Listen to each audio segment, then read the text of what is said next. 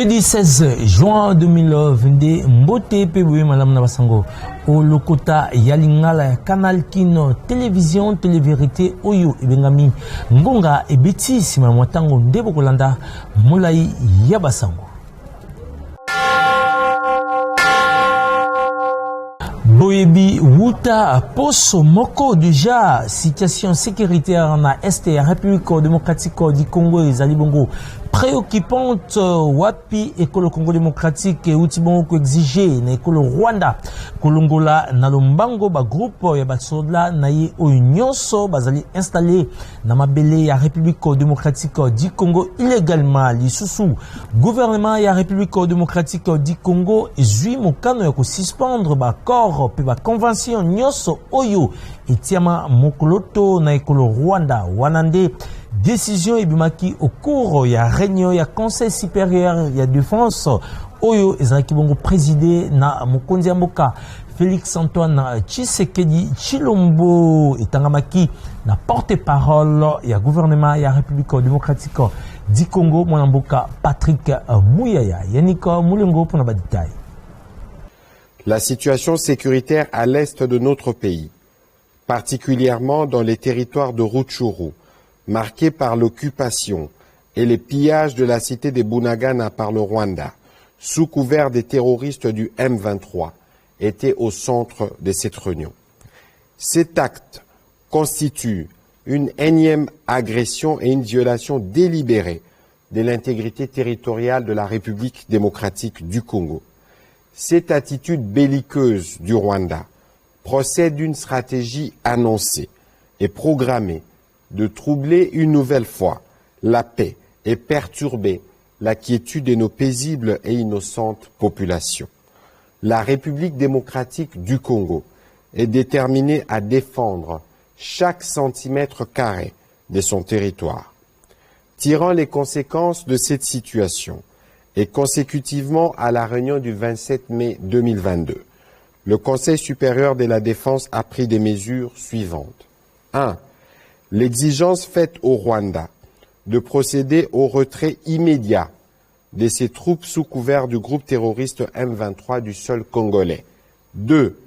La demande formulée au gouvernement de la République démocratique du Congo de suspendre tous les protocoles d'accord, accords et conventions conclus avec le Rwanda. Par ailleurs, le Conseil supérieur de la défense salue les efforts de paix et de médiation engagés par le président João Lourenço de la République d'Angola dans le cadre de la conférence internationale sur la région de Grand Lac CIRGL et le président Uhuru Kenyatta de la République du Kenya dans le cadre de la communauté de l'Afrique de l'Est. Le Conseil supérieur de la défense a également salué la forte mobilisation patriotique de la population congolaise pour le soutien indéfectible à nos forces de défense et de sécurité. Il a en outre chargé les vice-premiers ministres, ministres de l'Intérieur, Sécurité, Décentralisation et Affaires coutumières et le commissaire général de la police nationale congolaise à prendre toutes les dispositions requises pour éviter la stigmatisation, la chasse à l'homme et tout autre acte de nature à troubler l'ordre public, l'unité et la cohésion nationale durant cette période. Le Conseil supérieur de la défense a réaffirmé la volonté de la République démocratique du Congo de poursuivre le processus de paix de Nairobi en cours pour la pacification de l'Est du pays et de toute la sous-région. Le Conseil supérieur de la défense a demandé au gouvernement d'assurer une prise en charge immédiate de la population congolaise en détresse, victime de ces actes de barbarie et des terrorismes qui ne resteront pas impunis. Enfin, le Conseil supérieur de la défense a encouragé le gouvernement de mettre davantage des moyens nécessaires à la disposition des forces de défense et de sécurité pour assurer la défense et l'intégrité du territoire national.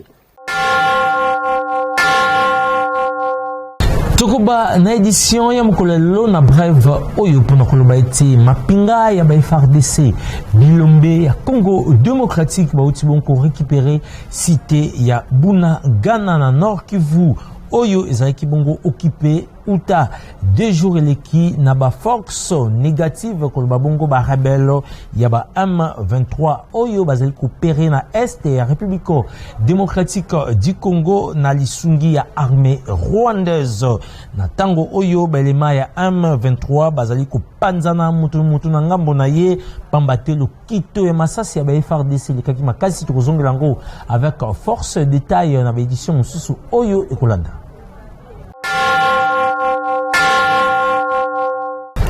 Kaka na matali situation sécuritaire na est ya République démocratique du Congo ba mama ya parti politique SID elongo na ba mama bateki ya ville province ya Kinshasa bazalaki na kanda makasi wapi basalaki sitino na quartier général ya Monisco na commune ya Gombe pona kokende koyebisa Bintu Keita mokambi ya Monisco ete ntina ya Monisco awa na République démocratique du Congo ezali lisusu te po bato bazali kokufa mokolo na est ya République démocratique du Congo kasi Monisco silence radio.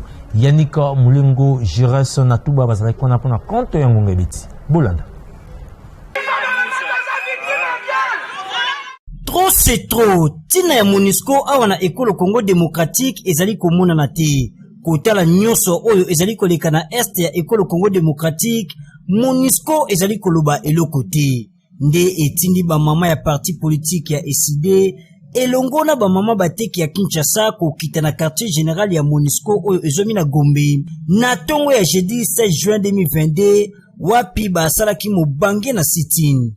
Posa na bango ezalaki bakutana na Bintu Keita, envoyé spécial ya secrétaire général ya Nations Unies po balobela ye farafara. Kasi ba elema ya la police oyo ezalaki wana emetrizaki bango. Délégation eyaki kokota na kati kasi Bintu Keita ye moko azalaki te. Ba sololaki na moko ya ba responsable ya Monisco pe batikelaki ye memo na bango. Sima ba pelisaki ba bougie batiaki mabolongo na se pona kolelepa ya nzambe na tina ya kimia mingi penza ya parti est ya ekolo Congo démocratique. Boyo Kangonga. Mama Abibi Tongo Akereni. Okutani na directrice ya cabinet na ye. Mama Nathalie. Tosololi na ye. Toyebisi ye ba problème na biso nyonso. Topesi memo na maboko na ye a signé réception. Yepe apesi biso biyado na bituna oyo biso toyaki nango totiki ba coordonner na biso bango pe bapesi biso ya bango tango mama akoya akopesa ye rapport ya boye na biso awa na moment venu kaka kozala na posa na biso akopesa biso poto kutana Ba mama ya SID pe ba mama bateki ba atalisaki penza susi oyo bazali na yango pona mboka pe bomoko na bandeko oyo bazali na est ya ekolo Congo démocratique. Ngonga ibeti.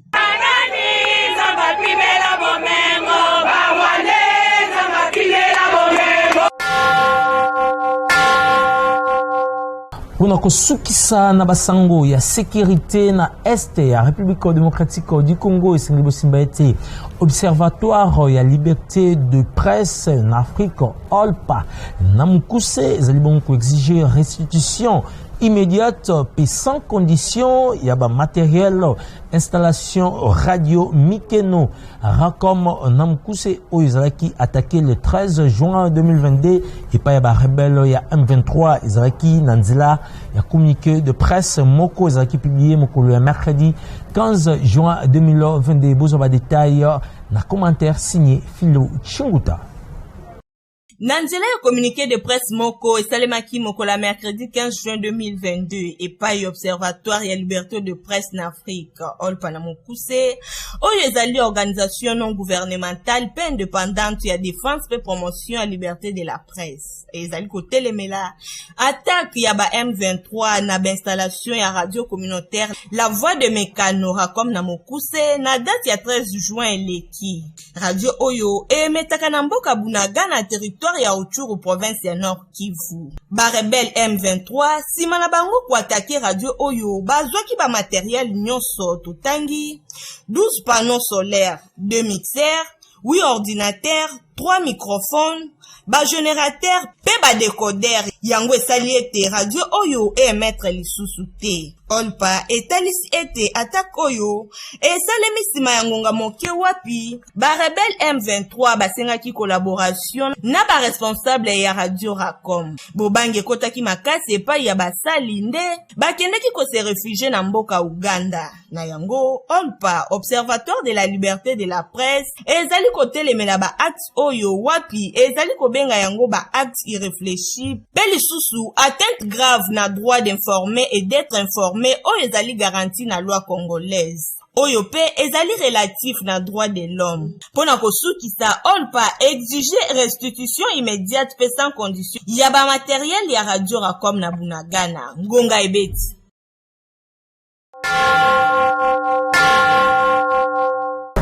Politique à présent, 5 députés nationaux bautibon kozala invalidés na niveau ya Assemblée nationale nyonso lekaki au cours ya plénière au Salemaki na Palais du Peuple mokolo mercredi 15 juin 2022 à cause ya absence injustifiée na bango na tina wana esengeli tutangela bino bakombo na bango ezali bongo Adolphe Muzito, Henri Mova Sakani Papinyango, Luc Mulumba pe Marie-Ange Mouchebekwa. Yannick Moulengo pour na détail.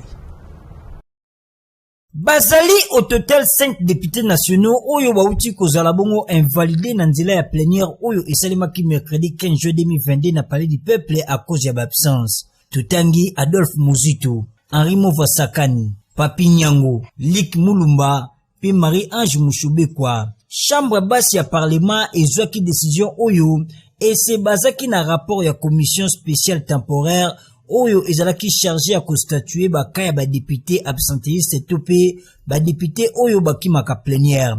Nzokande ba poso eleki président ya Assemblée nationale Christophe Mboso Nkodia a salaki déclaration na koloba ete député nyonso oyo ba absence na ye ezali justifié te akozala invalidé. Yango pe eutaki kosalema. Kasi invalidation oyo na ngambo ya ba député membre ya FCC bazalaki d'accord na yango te. Na bobimi na bango moko abetaki ngonga boye. Sur les 300, plus de 300, il y avait des dizaines de l'opposition et des centaines de la majorité. Aucun de la majorité n'a été concerné par la mesure. La question de Madame Marie-Ange, elle a présenté les justificatifs en commission en personne. Et elle a été mise dans la catégorie de ceux qui n'ont pas présenté des justifications. Mais aussi, si vraiment on voulait respecter le règlement intérieur, il fallait qu'on soit sérieux et qu'on chasse tous les 320 ou 312. Tous les restes, ceux qui ont dépassé le quart de session, tous les restes, c'est de l'arbitraire. La liste était déjà préétablie, nous le savions. Elle a été préparée en dehors de la commission. Mais même lorsque les délégués du FCC sont sortis de la commission, les noms de Marie-Ange n'étaient pas sur la liste. Depuis quand elle est revenue sur la liste, seul le bureau de la commission et le bureau de l'Assemblée nationale le savent. De telles injustices, de telles irrégularités, de tels arbitraires ne peuvent pas conduire la nation. Ngonga Ibeti.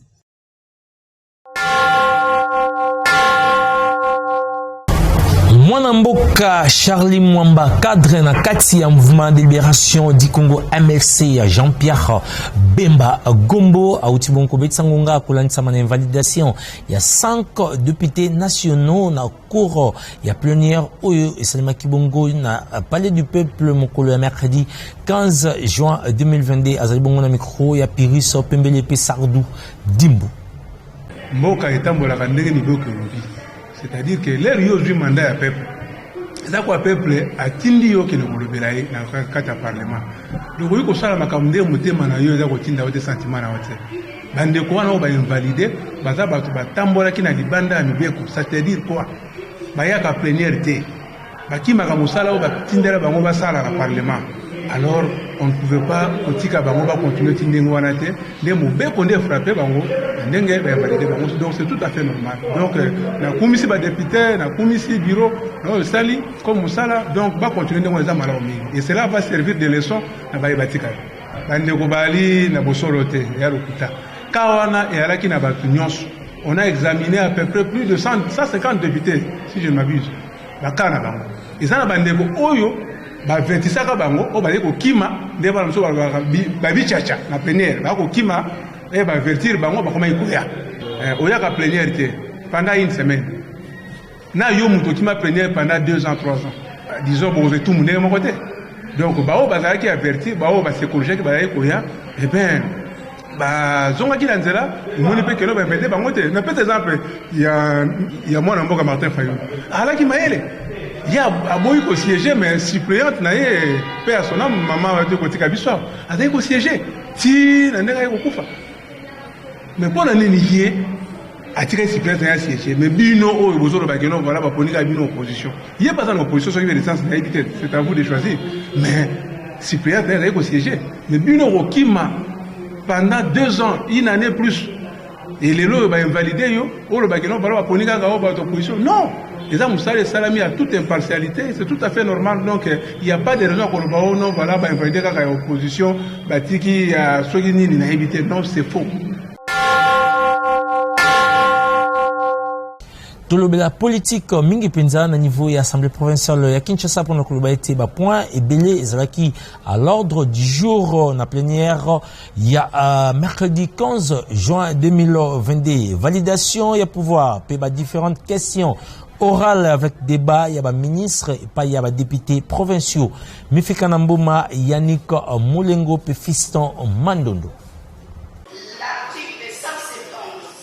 Ba député et ville province ya Kinshasa oyo bakamba makana président Godem Poika Dima bazalaki na mosala makasi na plénière mokolo ya mercredi 15 juin 2022 wapi yambo na bokambemi ya vice président Francis Tubalabala ba ili ya Kinshasa babandaki na ino na kovalider suppléant Eric Mbakula oyo a remplacé député provincial Gérard Moulumba oyo aponamaki vice gouverneur ya ville. Nde ba député ba kobaki na ko examiner ba question orale avec débat qui adressé na ba ministre ya Kinshasa totangi question orale avec débat où ezalaki ya ministre provincial ya budget concernant mode ya passation ya ba marché ya ville ya Kinshasa et tunamaki na député ya commune Ngaba Béatrice Mboku et kobaki na Sami Kalonje ya commune ya Makala kaka na ministre Mbokoso en charge ya transport wapel ko yeba penje ba éclaircissement na etali taxe ya stationnement et utaka na ba parking. Lisa Nembalemba ministre ya santé ayanola ki na question orale avec débat ya député provincial Ipanga Kalao na maimatali bopanzani ya maladie ya variole du singe na ville ya Kinshasa. Si ma présentation et économie générale ya ba auteur ya ba question pe mituni ya ba député nde ministre Amos Mbokoso a sollicité 48 heures pour na koyanola na mituni ya ba député. Plénière esukaki na recevabilité ya mibeko to pe ba edimi bale ya député provincial mopona miaka Savo Bomaglo Kabemba. Boyo kaende ngabiti ngonga. Alors ba edinyo surtout wana mibale za ba edio yonga na proposaki bandimi yango après ba question ba tunaki na mikaki pe ko répondre nango ba sepelaki et bazagi satisfait ne bandimi yango et kisko la commission totalaki pe ba question orale oyo ba député ba tindelaki quelques ministres vous avez un ministre en charge du budget ba tunaki ba question sur ndenge nini ba ville ya Kinshasa et puis ça ba marché na ba partenaire ba prestataire ba toyo ba osa misala pour la ville ya Kinshasa tunaki epe lisusu ba question sur makambo ya transport taxe ya stationnement ba futsaka ya ba parking ba mituka ba wewa ba motar nyoso tu wana mbongo wana ekendaka wapi pourquoi sala na misala et c'est vraiment misala ba kutonga ba parking te na Kinshasa ngonga ebiti. Totsika politique pour la justice arrêt à cour d'appel ya Kinshasa Gombe et Utibonko Zomukano ya ko renvoyer jugement pour la affaire il y a 100 jours le mardi 21 juin 2022 contrairement à ce qui est prévu et bongo jugé mokolo ya jeudi 16 juin 2022 besoin de détails.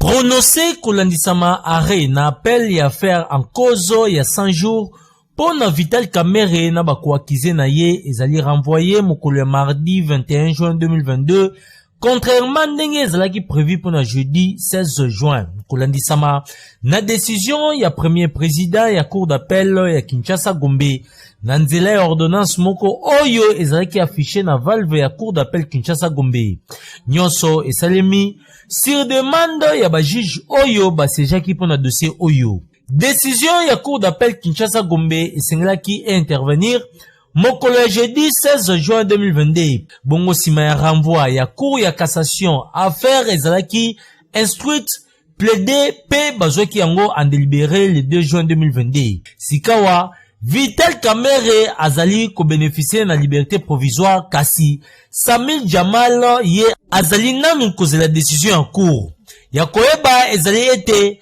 tribunal ya grande instance ya Kinshasa Gombe et condamna Vital Kamerhe na Samil Jamal na 20 ans ya ba travaux forcés pe 2 ans pour na Jano Muhima. Kasi sima ya mwatango, peine oyo ezalaki réduite na appel wapi bayaki condamné Vital Kamerhe na 13 ans pe 6 ans pour na Samil Jamal, lisusu inane pour na Jano Muhima.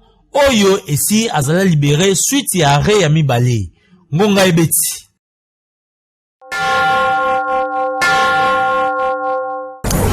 Moponami ya Kimbanseke mwana mboka junior Lemba salaki bongo immigration ya Pont Nsundi na circonscription électorale na ye mokolo dimanche 12 juin 2022 Pont oyo etongami na ba fonds propre ya fondation Tosungana oyo ye azali mukambina yango mifikana mboma.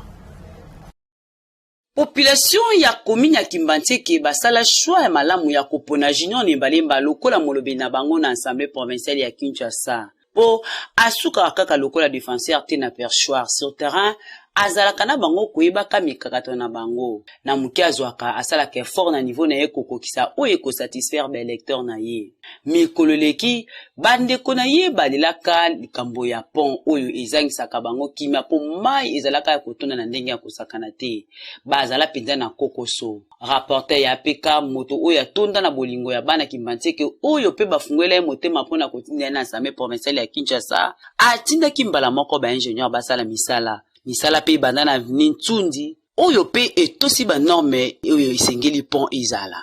Dimanche 12 juin yemoko akitaki sur terrain bilili témoin na etuluku ya bana Kimbanseke pona kosala inauguration ya pont Nsundi oyo ekosangisa 3 quartiers mobimba ya komia ya Kimbanseke totangi malunda biela pe Kinshasa na makoki kouta kaka na fondation oyo yemoko junior Nembalemba akambaka na kombo ya fondation Tosungana. Cérémonie inaugurale et salemi ndenge kaka isalemaka coupi arrivant symbolique et pas na yemoko molobeli ya Kimbanseke boyo kaye.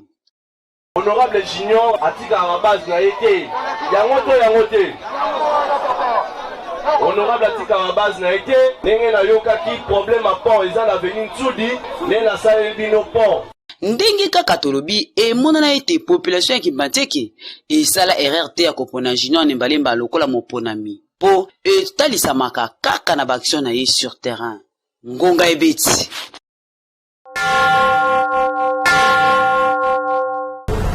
Tolobela sport en édition mkolelo pona koloba ete comité général des supporters ya SV Club ya Kinshasa bazalaki na réunion moko pona kotala lolinge nini verdict ya tase ekotosama na ngambo ya Fédération Congolaise de Football Association wapi bazali bongo ko projeter ba action mususu ya makasi soki coupe na bango oyo ezali bongo ko traîner na ba vitrine ya tout puissant Mazembe ezongeli bango te pona édition ya Ligue nationale de football 2020 pe 2021 boyoka ngonga ndenge betami lokola ba supporters ya avec club tolobi boyi vendredi le 24 tous les supporters y avait club ya République démocratique du Congo, précisément awa na Kinshasa. Tokokende na fédération. Tokosala sitting na biso na fédération. Pour fédération jusqu'à présent, dossier ya coupe na biso balalisa yango. Pona nini, pona d'intérêt personnel na bango. Awa nazolo bana président Chimanga. Nazolo bana secrétaire nani belge. Biso tokokende kosenga oezali trophée na biso ya 2020-2021. Tas akataki dossier wana pour que le club azwa coupe na ye. Ye moko fédération asali ba mikanda pona kotindela lina futa pesa biso coupe. Mais jusqu'à présent tozo zwa gain de cause na biso te. Sur ce, biso ba supporters avec club. Ya République démocratique du Congo, précisément à Kinshasa. Tokokende kolalela fédération coussin et pas inaye. Si tu ne kosala makuna et pas ina bango. Chimanga na Belge bako kota birote bako bima pe birote soto zui gain de cause na bisote. Po onana ma. Soki bango baliaka bambongo ya équipe mususu biso tolobi cette fois-ci avec club bakozwa coupe na ye. Soki coupe ezalité mukolo biso tokokende sitting. Ba supporter si avec club nyoso boye bayango. Match ya DSMP Mazembe ekozala inquiété. Jusqu'à ce que tu retrouves solution. Match wane koko beta mate soki biso tozui coupe na biso te. Aboko.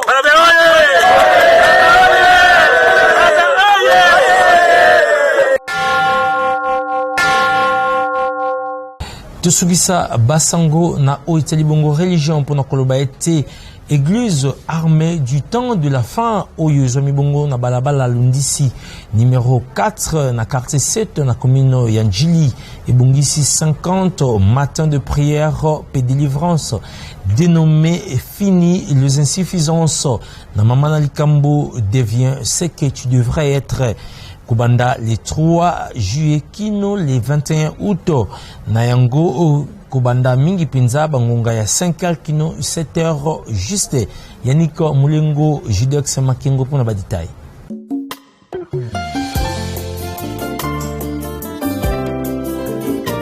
Bien-aimés dans le Seigneur, occasion à ne pas manquer. Église armée du temps de la fin. Oyo ekambamakana prophète Ozana Mwanza la grâce, réveil matinal Ozana mission et bongisi 50 matins à prière et délivrance dénommé fini les insuffisances. Kobanda mokolo ya dimanche 3 juillet kino dimanche 21 août 2022 na mama ya Likambo devient ce que tu devrais être. Koma oyo olingi ozala. Bien-aimé dans le Seigneur, tunangai nini? Matea ekosimba manabasani na nzambe oyo bayebi koloba lokola prophète Ozana Mwanza la grâce pe basusu kobanda ngonga ya 5h30 kino 7h juste ndeko ya Congo losambo efutaka yaka koyoka matea oyo ekotindika yo na prière ya chaleur. Église armée du temps de la fin ezomi na balabala Ludisi numéro 4 quartier 7 na commune Yanjili. Référence ex Baria Bwes. Ngai Nazangate Ebongoyo.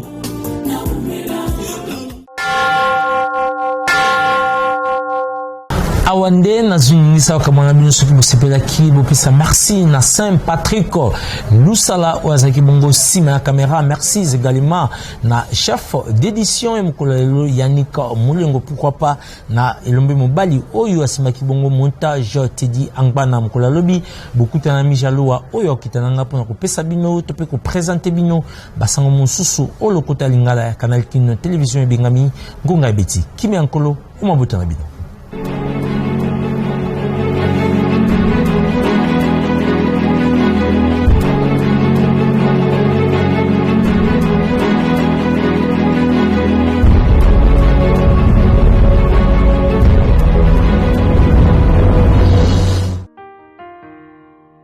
Famille Vakanda pe kiese bazali koyebisa na baninga pe bayebani na bango ete programme ya ba obstacle ya mwana pe mobali ya mwana na bango skola kiese na kombo ya Claude Vakanda oyo awaki mikolo mileki ezali boye.